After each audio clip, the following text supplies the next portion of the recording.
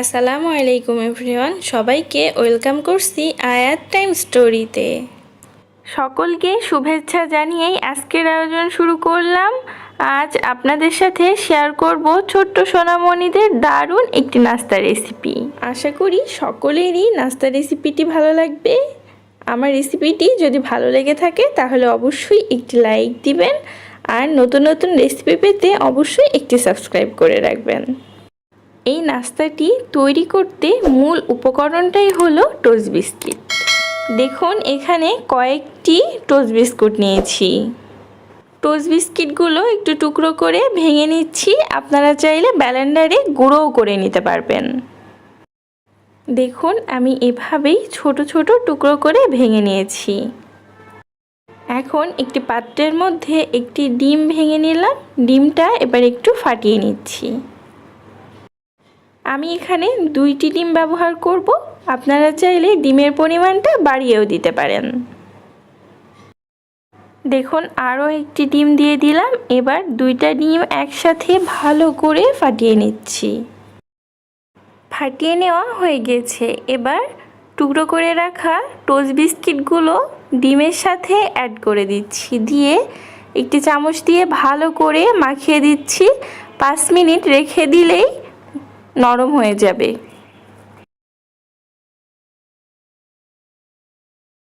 ফিরে এলাম 5 মিনিট পর। দেখুন সবগুলোই নরম হয়ে গিয়েছে। এবার সাথে চাউলের গুঁড়ি অ্যাড করে দিচ্ছি। এবার সাথে অ্যাড করে দিচ্ছি পেঁয়াজ কুচি ও মরিচ।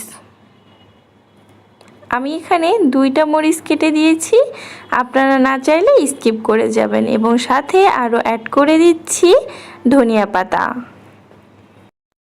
এবার সাথে আরও অ্যাড করব সামান্য পরিমাণ হলুদ এবং ধনিয়া গুঁড়া।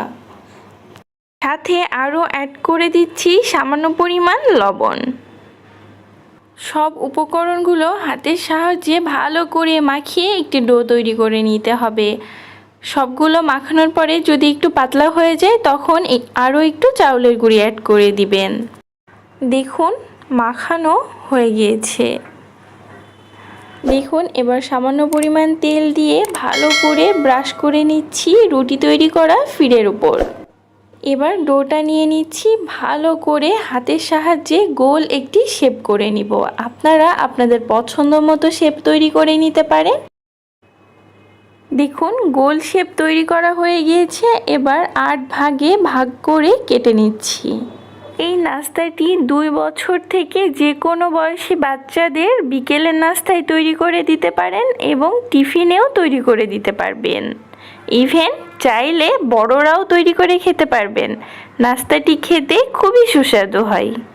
একই ধরনের খাবারে যদি একটু ভিন্নভাবে তৈরি করে পরিবেশন করে দিই তাহলে বাচ্চারা খেতেও খুবই পছন্দ করবে এবং খুবই মজা করে খাবে এবং অনেকক্ষণ পেটও ভরা থাকবে। দেখুন আমি 8টি ভাগে ভাগ করে কেটে নিলাম। দেখুন এবার একটি একটি করে উঠিয়ে আলাদা করে নিচ্ছি। তেলটা দেওয়ার কারণে একটি অয়েলি ভাব আসে, তখন খুব সহজেই উঠে যায়। এবার সবগুলো একটি একটি করে তেলের মধ্যে দিয়ে ভালো করে উল্টিয়ে পাল্টিয়ে ভেজে নিচ্ছি। আমার রেসিপিটি যদি ভালো লেগে থাকে তাহলে অবশ্যই একটি লাইক এবং শেয়ার করতে ভুলবেন না।